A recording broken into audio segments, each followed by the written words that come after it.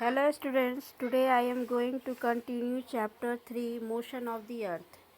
In this chapter I will discuss effects of the earth revolution.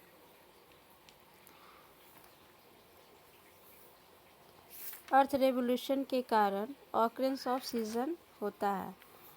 Season change due to the change in the position of the earth around the sun. These seasons are marked by solstice and equinox. तो पिछले classes में हमने बताया कि on 21st June the sun is directly overhead the Tropic of Cancer and this time is considered as summer solstice. यानी कि इस समय यानी कि 21 जून को सन जो है वो डायरेक्टली शाइन करता है और ट्रॉपिक ऑफ कैंसर में, इसलिए इस समय को हम लोग समर सॉल्स्टिस कहते हैं. जबकि 22 दिसंबर को सन शाइन करता है डायरेक्टली ट्रॉपिक ऑफ कैप्रिकॉर्न में, इसलिए इस समय को विंटर सॉल्स्टिस कहा जाता है. और विंटर और समर दोनों ही जो हैं वो साल में एक बार अकर होते हैं. अब हम जानेंगे समर सॉल्स्टिस के समय नॉर्दर्न और साउदर्न हेमिस्फीयर में किस तरह के कंडीशंस होते हैं. समर सॉल्स्टिस के दरमियान नॉर्दर्न हेमिस्फीयर का झुकाव सूर्य की ओर होता है और साउदर्न हेमिस्फीयर सूर्य से दूर रहता है. इसलिए साउदर्न हेमिस्फीयर जो में सन के हीट और लाइट कम रिसीव होते हैं, जबकि northern hemisphere receives more heat and light from the sun. आप इस फिगर में देख सकते हो कि ये नॉर्दर्न हेमिस्फीयर सूर्य की ओर झुका हुआ है, इसलिए नॉर्दर्न हेमिस्फीयर में गर्मी होती है और साउदर्न हेमिस्फीयर जो कि अवे है और यहाँ पर हीट एंड लाइट ज़्यादा नहीं रिसीव की जा रही है, इसलिए यहाँ पर सर्दी होती है. यानी कि नॉर्दर्न हेमिस्फीयर में डेज लॉन्गर होते हैं और नाइट्स शॉर्टर होते हैं.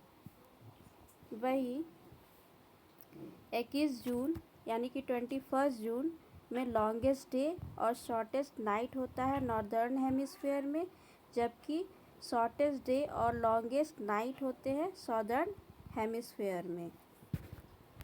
समर सॉल्स्टिस के समय जो पृथ्वी होती है यानी कि जो नॉर्थ पोल है, आप देख सकते हो ये नॉर्थ पोल है ना, ये सन की ओर झुका हुआ है, इसलिए यहाँ पर कंटिन्यूअस इसको सन रेज मिल रहे हैं यानी कि लाइट मिल रहा है, जो कि लगातार 6 महीने तक मिलता है.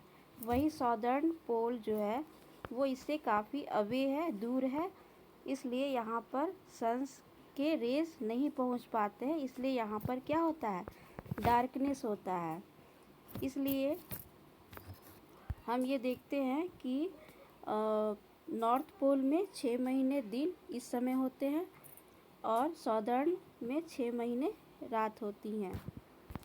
वहीं दूसरी ओर विंटर सॉल्स्टिस में यहाँ पर क्या है कि नॉर्दर्न हेमिस्फीयर अवे है और साउदर्न हेमिस्फीयर जो है वो बिल्कुल झुका हुआ है सूर्य की ओर, इसलिए इसके जो रेज होते हैं साउदर्न हेमिस्फीयर में ज़्यादा मिलते हैं रेज, इसलिए साउदर्न हेमिस्फीयर में हीट और लाइट ज़्यादा रिसीव की जा रही है as compare to northern hemisphere.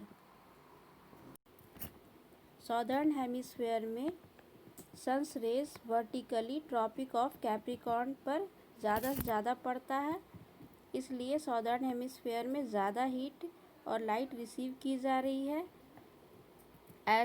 और इसलिए साउदर्न हेमिस्फीयर में डेज या लंबे होते हैं, बड़े होते हैं और नाइट्स शॉर्टर होते हैं, जबकि विंटर में ही नॉर्दर्न हेमिस्फीयर में डेज छोटे होंगे और नाइट्स लंबे होंगे.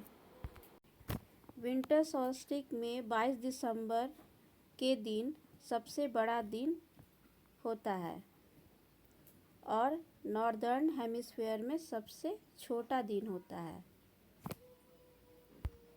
विंटर सॉल्स्टिस के दरमियान नॉर्थ पोल में डार्कनेस होता है 6 महीने तक, यानी कि 6 महीने तक वहाँ रात होती है। जबकि साउथ पोल, क्योंकि साउथ पोल जो है वो सूर्य की तरफ झुका हुआ है, इसलिए यहाँ पर 6 महीने दिन होता है। Southern hemisphere receives more heat and light from the sun as compared to the northern hemisphere। आप देख सकते हो कि southern hemisphere जो है वो हीट और लाइट सन से ज़्यादा रिसीव कर रहा है as compared to northern hemisphere. तो इस वीडियो में हमने जाना कि विंटर सॉल्स्टिस और समर सॉल्स्टिस ये दोनों ही साल में एक बार अकर होते हैं। 21 जून को समर सॉल्स्टिस और 22 दिसंबर को विंटर सॉल्स्टिस कहा जाता है। Thank you.